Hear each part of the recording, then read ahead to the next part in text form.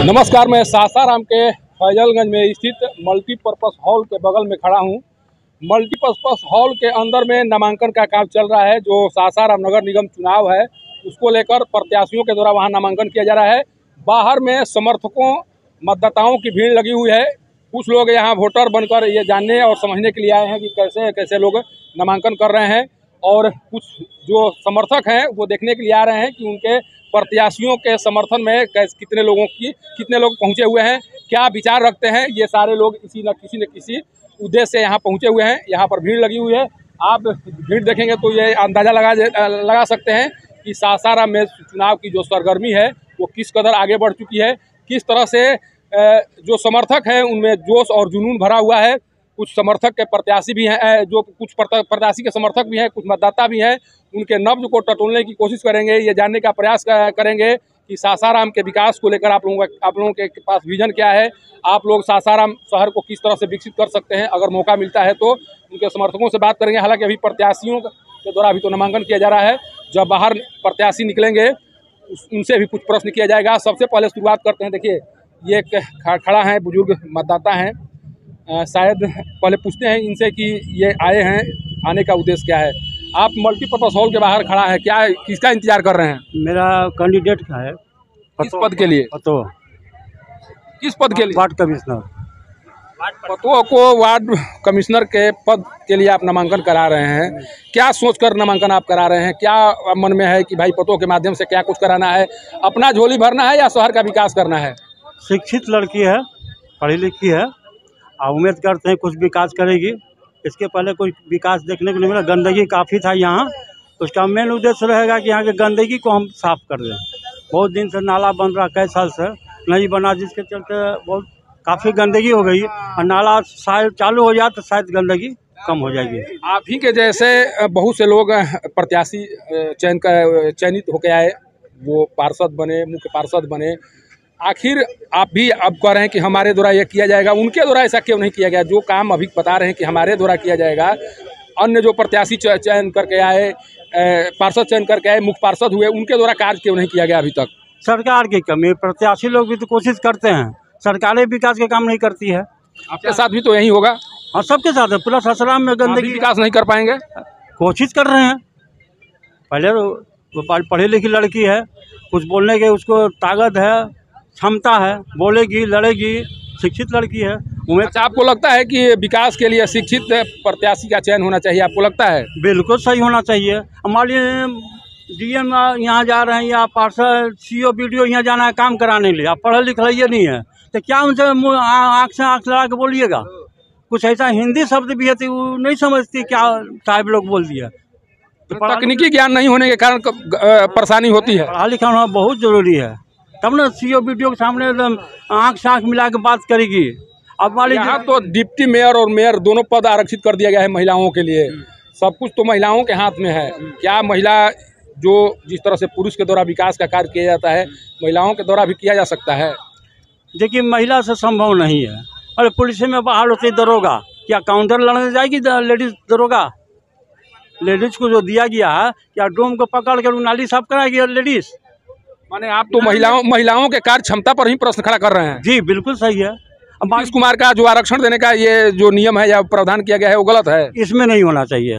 मान लीजिए एक लेडीज है, वो जीत गई, डोम को पकड़ के नाली साफ करवाते चलेगी? नहीं कर पाएगी। पुलिस में कोई दरोगा है या वो काउंटर लड़ने जाएगी, दौड़ पाएगी? क्रिमिनल को पकड़ सकेगी? वहाँ भी ठीक नहीं है। देखिए, इनके द्वारा देखिए ये अपने पतोहू को वार्ड पार्षद पद के लिए नामांकन कराने तो आए हैं, लेकिन इनके द्वारा महिलाओं के काबिलियत पर ही प्रश्न चिन्ह खड़ा कर दिया जा रहा है। ये कह रहे हैं कि जो कार्य पुरुषों के द्वारा किया जा सकता है वो कार्य महिलाएं नहीं कर सकती हैं। सासाराम शहर में कई बार मुख्य पार्षद का पद जो है महिलाओं के द्वारा धारण किया जा चुका है। हालांकि उसका परिणाम भी सब लोगों ने देखा है। लाइट घोटाला से लेकर कंचन देवी पर जो आरोप लगे हैं कि काम नहीं कराने के बाद भी उनके द्वारा पैसे की निकासी की गई है। आप क्या कहना चाह रहे हैं? मैं कहना चाह रहा हूँ कि ये जो महिलाओं के लिए सीट आरक्षित है वो तो बिल्कुल ठीक है, लेकिन काम कराने का तरीका अलग अलग है। क्योंकि महिलाओं के जिम्मे जो काम है वो नहीं करा पाती हैं, सशक्त नहीं हो पाती हैं। आरक्षण देना सरकार का वो सशक्त करने का है, लेकिन वो मुख्य रूप से सशक्त नहीं हो पाती है। अच्छा, कैसे सशक्त होगी? मान लीजिए आप जिसको प्रत्याशी बना रहे हैं हमेशा घर में रखते हैं, या आप सोचते हैं कि अचानक वो चुनाव लड़कर मेयर बन जाए, तो कैसे सशक्त होगी? सशक्त तो आरक्षण के बदौलत होगी नहीं, पति को चाहिए कि उसको आगे लाए, पति आगे लाते नहीं है, ये काम कौन करेगा? ये काम तो अब मान लीजिए कि पार्षद चुनाव के लिए हम लोग अपने कैंडिडेट को खड़ा किए हैं, महिला वार्ड सीट है, आरक्षित है, लेकिन अब उसके पीछे तो उनके हस्बैंड ही काम करेंगे। क्यों करेंगे हस्बैंड काम? महिला क्यों नहीं कर सकती? महिला हर जगह तो नहीं निकल पाती। राबड़ी देवी पढ़ी लिखी नहीं थी, वो देश नहीं चला, बिहार राज्य को नहीं संचालित किया उन्होंने। संचालित बिल्कुल किया, लेकिन किस तरह से किया ये पूरा बिहार देख रहा था। क्या उस समय माहौल था, अब कब क्या लग रहा है सासाराम शहर में उसी तरह का विकास होगा जैसे अभी जो मेयर और डिप्टी मेयर की जो ये बदलाव का समय है, बदलाव हो रहा है। कैसे बदलाव होगा बताइए? अब महिलाओं को जब सरकार ने आरक्षण दिया है कि महिलाओं सशक्त हो और उसके लिए विकास का काम करे, तो आप मतदान करने जाएंगे डिप्टी मेयर और मेयर के लिए, क्या सोचकर वोट देंगे? अपने मोहल्ले के लिए, वार्ड के लिए विकास करने के लिए उनको योग्य बनाना है कि उनसे काम लेना। वार्ड के लिए तो हो गया, मेयर पद के लिए जाएंगे मतदान करने, उस समय क्या आपके मन में चल रहा होगा? मेयर पद के लिए अब उसमें अभी चुनाव, जाति देखेंगे, विकास देखेंगे, उनकी योग्यता देखेंगे, क्या देखेंगे? उनका विचार देखेंगे, उनका क्या भाव है। हम लोग के पूरा सासाराम के अगर मेयर बनेंगी तो उनका क्या विचार होगा, हमारे शहर का कितना विकास करेंगी। ऐसा ना हो कि पिछले बार जो लाइट घोटाला हुआ, नगर एक साल से पीछे है, चुनाव नहीं हुआ, सरकार खत्म हो गई। अब उसके बाद नगर निगम बना है, तो अब चुनाव की प्रक्रिया चल रही है, उसके बाद देखा जाएगा कि देखिए सब लोग समय पर गिराने की कोशिश करते हैं कि इस तरह का हम चयन करेंगे, ये करेंगे। आप भी मतदाता हैं, क्या है, कहाँ आए हैं? मतदाता हैं।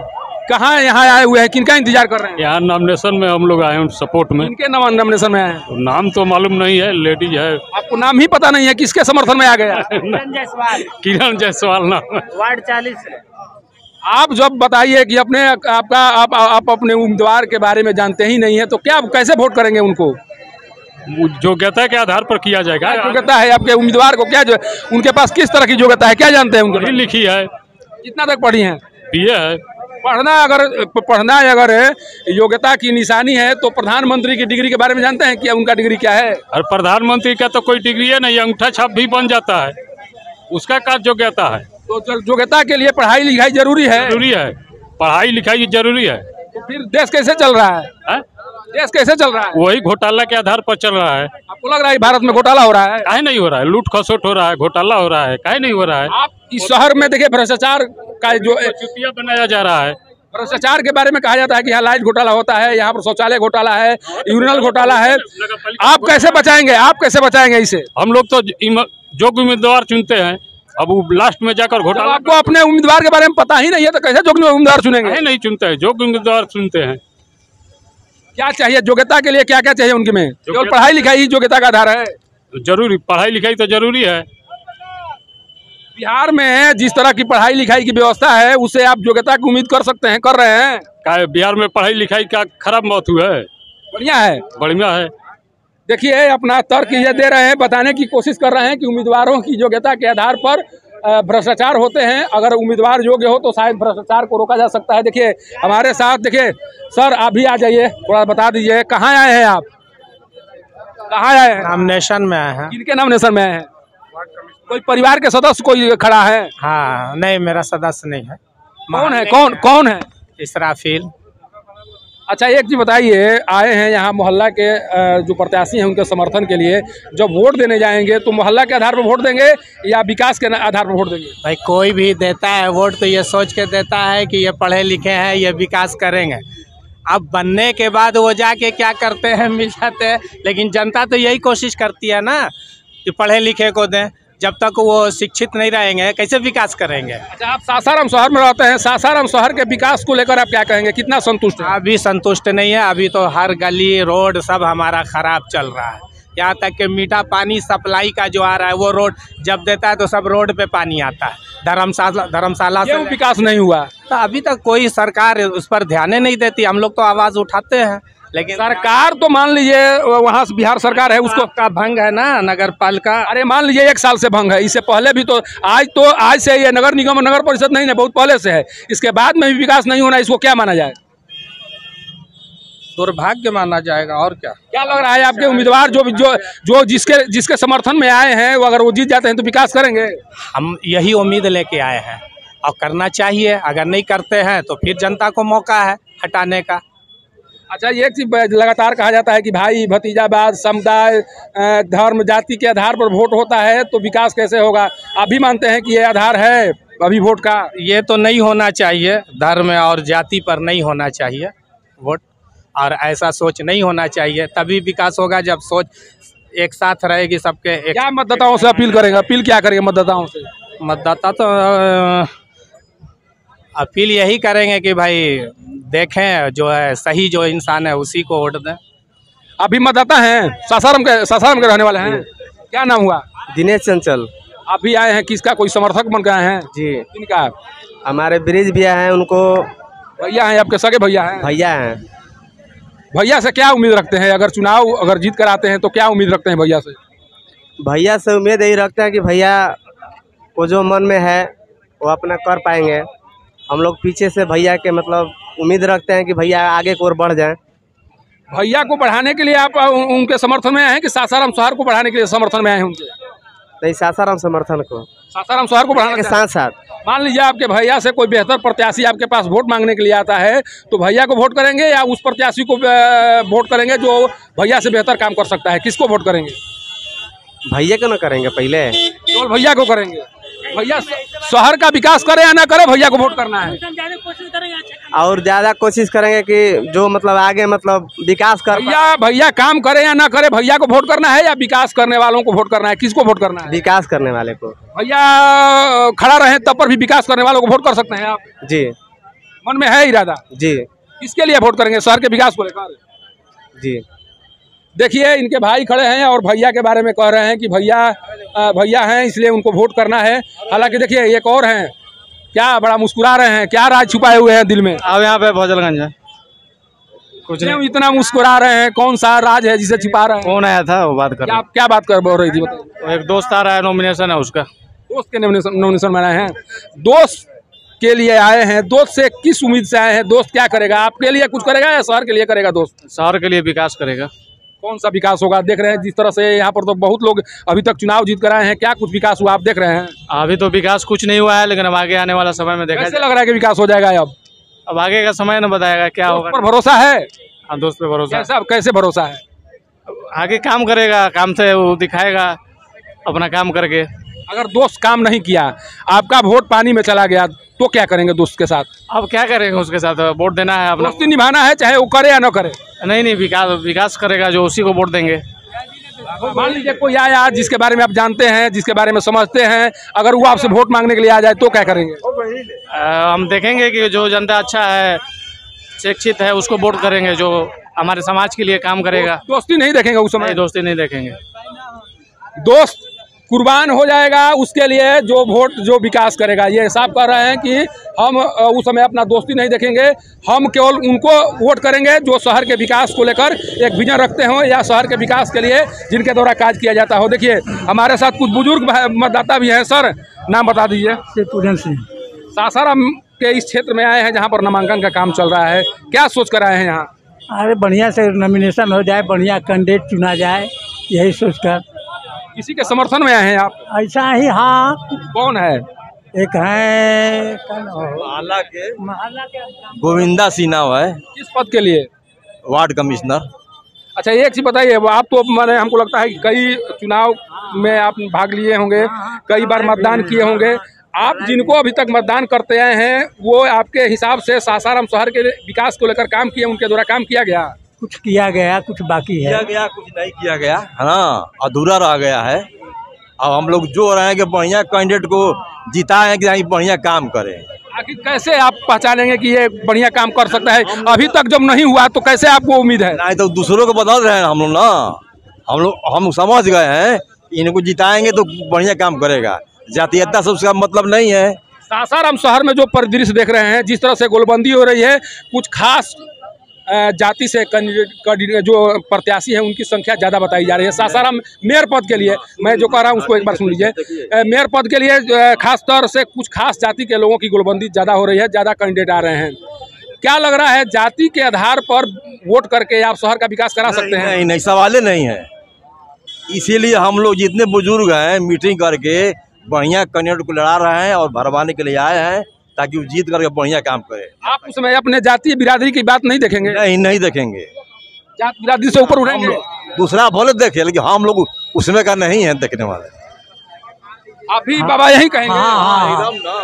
सासाराम शहर में जब घूमते हैं तो कैसा फील होता है? सासाराम के बारे में क्या सोचते हैं? अभी जो सर्वेक्षण आया है, जो पिछले बार जो स्वच्छता सर्वेक्षण आया, उसमें सासाराम को सबसे निचले पायदान पर रखा गया सफाई के मामले में। उस समय आपको कैसा लगा? आपको उस जब सुने होंगे कि सासाराम सफाई के मामले में सबसे नीचे है, उस समय आपको कैसा लगा? दुख लगता है देख कर कि सासाराम की ये हालत है, दुख होता है। कैसे सुधरेगा हालत?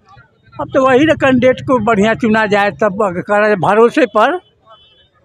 भरोसे पर दिया जा रहा है वोट। अच्छा, लगातार जो नीतीश कुमार जी हैं वो लगातार कोशिश कर रहे हैं कि महिलाएं आगे आए, महिलाएं सत्ता का संचालन करें। सासाराम में डिप्टी मेयर और मेयर का पद आरक्षित कर दिया गया महिलाओं। आपको लगता है कि इतने बड़े शहर की जिम्मेवारी का निर्वहन महिलाओं के द्वारा किया जा सकता है? जरूर कि कर सकती है, अगर उनमें क्षमता बहुत बेजोड़ होता है, औरतों में कम नहीं आंकना चाहिए। इसलिए हम समझते हैं कि बढ़िया काम होगा। जब तक से मान लीजिए कर सकती हैं, लेकिन जब तक से वो ऐसे प्रत्याशी जीत कर आएंगी जो जिनके पति उनके पल्लू पकड़कर चलते हैं। वो बताते हैं कि जब भी कोई बात होती है तो वो कहते हैं कि प्रत्याशी कहते हैं पति से पूछ लीजिए। जब तक से पति जवाब देते रहेंगे, बात करते रहेंगे, आपको लग रहा है कि महिला विकास कर सकती हैं? वैसा महिला हम लोग नहीं देखे, जो स्वयं पढ़ी लिखी हो, अपने बल पर चलती हो, उसी को। अभी तक तो जो आपके साथ जो परिदृश्य है उसमें तो महिलाएं जो आ रही हैं उसके बारे में आप जान रहे, समझ रहे हैं। लग रहा है उसमें कुछ ऐसी महिला है जो शहर के लिए है। अगर उसको कम बेसी भी समझ नहीं आ रहा है तो उसका हस्बैंड पूरा करेंगे, ऐसा वादा हम लोग किए हैं। वैसा वादा किए हैं लोग, देखिए काम पूरा करेंगे। देखिए, पुरुष के द्वारा जो कार्य किए जा रहे हैं, या चाहे वो प्रचार प्रसार की बात हो या विकास में जब भी कार्य करने की बात आती है तो लोग कहते हैं कि भाई हम तो हैं ही, लेकिन कब तक आप काम करेंगे? कब तक से पत्नी को पल्लू पकड़कर आप अपने साथ रखेंगे? कारण कि नीतीश कुमार का उद्देश्य है कि महिलाएं आगे बढ़ें, सत्ता का संचालन करें, लेकिन पति ही हैं जो कि बाधक बने हुए हैं। पति नहीं चाह रहे हैं कि उनकी पत्नी जो है खुले तौर पर कोई कार्य करें या कहीं भी वो जाएं, किसी भी कार्यक्रम में भाग लें, अपने विचार को रखें। पति अभी भी उनको अपने स्तर से हाईजेक करके रखे हुए हैं। कारण कि आज देखिए, जितनी भी महिलाएं आ रही हैं जिनके बारे में अभी चर्चा हो रही है, उनका जो बैकग्राउंड देखेंगे तो उनका बैकग्राउंड यही है कि कभी भी वो सोशल वर्कर के तौर पर काम नहीं किए हैं, किसी भी राजनीतिक कार्यक्रम में उनके द्वारा भाग नहीं लिया गया है। अभी तक का जो बैकग्राउंड है आप देख सकते हैं। एक और हम जानना चाह रहे हैं, आप देख रहे हैं कि कुछ ऐसी महिलाएं आ रही है जिनके परिवार के सदस्य एमएलए भी लड़ते हैं, एमपी भी लड़ना चाह रहे हैं। वो चाह रहे हैं कि हमारे ही घर में वार्ड पार्षद हो, हमारे घर ही में मेयर हो, सब कुछ चाह रहे हैं कि हमारे ही घर में हो जाए। आखिर ऐसे लोग कब तक रहेंगे इस राजनीति में? हम उसके पक्ष में नहीं हैं कि सब पद आप ही को मिला है, किसी को और मौका देना चाहिए, इसके पक्ष में हम नहीं हैं। आखिर आप मौका कैसे? वो तो कह रहे हैं कि भाई हम विकास करेंगे, लेकिन अब उन लोगों को, लेकिन हम लोग तो सोचेंगे कि आप सब पद आप ही लीजिएगा, इसलिए उसका बाइकाट हम लोग। जो विधानसभा चुनाव लड़ चुका हो, अगर वो चाह रहा है कि हमारी पत्नी यहाँ मेयर बने, उनका बहिष्कार करेंगे आप लोग? हाँ, नए को हम लोग तजुर्बा देंगे। आप भी बहिष्कार करेंगे? हाँ, एकदम करेंगे ना। जो मान लीजिए प्रतिनिधित्व कर चुका है विधायक के तौर पर या अन्य जगह उनके द्वारा प्रतिनिधित्व किया जा चुका है, चाह रहे हैं कि हमारे घर से कोई मेयर बन जाए, उनका बहिष्कार होगा बहिष्कार। इसलिए कि जब सब कोई हाईले है, वो विकास करने वालों का नौकरी सब कर रहा है, अब चाह रहे हैं कि जो बाकी उसको भी लड़ा दें, ऐसा नहीं होगा। देखिए, एक बहुत बड़ी बात कर रहे हैं। देखिए, राजनीतिक महत्वाकांक्षा इस कदर बढ़ गई है कि लोग चाह रहे हैं कि हम ही एमएलए बन जाए, हम ही एमपी बन जाए, हमारे ही बहू जो है मुख्य पार्षद बन जाए, डिप्टी मेयर बन जाए, मेयर बन जाए। आखिर शहर का विकास कैसे होगा? जो गरीब गुरबे के लोग हैं उन्हें राजनीतिक उत्थान कैसे मिलेगी? आखिर सब पद एक ही व्यक्ति के परिवार के लोग धारण करेंगे तो शहर में जो और लोग हैं उनकी राजनीतिक महत्वाकांक्षा कैसे पूरा होगी? और इसके लिए ये बता रहे हैं कि इस बार बहिष्कार करने का मन बना लिया गया है। इस बार वैसे प्रत्याशियों का बहिष्कार होगा जिनके घर से कोई एमपी का चुनाव लड़ने की राह पर है या उनके द्वारा विधायक पद की दावेदारी पेश की गई हो, वैसे महिलाओं का जो मेयर पद से आ रही हैं उनका बहिष्कार होगा। कारण कि उनकी राजनीतिक महत्वाकांक्षा पर विराम लगाना है। और राजनीतिक महत्वाकांक्षा पर तभी विराम लगेगा जब उनसे पूछा जाएगा कि वार्ड का चुनाव आप ही लड़ेंगे, मेयर का चुनाव आप ही लड़ेंगे, MLA का चुनाव आप ही लड़ेंगे, MP का चुनाव आप ही लड़ेंगे, तो एक गरीब परिवार का राजनीतिक महत्वाकांक्षा कैसे पूरा होगा। अब ये सवाल उठना शुरू हो गया है। अब इस सवाल का जवाब मतदाताओं को देना है। इस बार मतदाता क्या किस तरह से उनका जवाब देते हैं, कारण कि अगर उन्हें जवाब नहीं मिला तो उनका राजनीतिक महत्वाकांक्षा इस कदर बढ़ जाएगा कि अगर किसी समिति संस्था में अगर चुनाव हो, वहाँ भी कोशिश करें कि हमारे ही घर के कोई परिवार सदस्य वहाँ पर भी कोई प्रतिनिधि बने, उनके हाथों में बागडोर हो। ये राजनीतिक महत्वाकांक्षा को तब तक से परास्त नहीं किया जा सकता है जब तक से ऐसे प्रत्याशियों को सबक नहीं सिखाया जाएगा और उन्हें बताया नहीं जाएगा कि आपकी राजनीतिक महत्वाकांक्षा को अब विराम दिया जा रहा है। आगे आने वाले लोग हैं, जो और लोग हैं, उन्हें मौका दें और ये मौका आपके लिए ही नहीं बल्कि पूरे सासाराम शहर के लिए होना चाहिए। सासाराम से पब्लिक न्यूज़ के लिए सत्येंद्र चौबे की रिपोर्ट।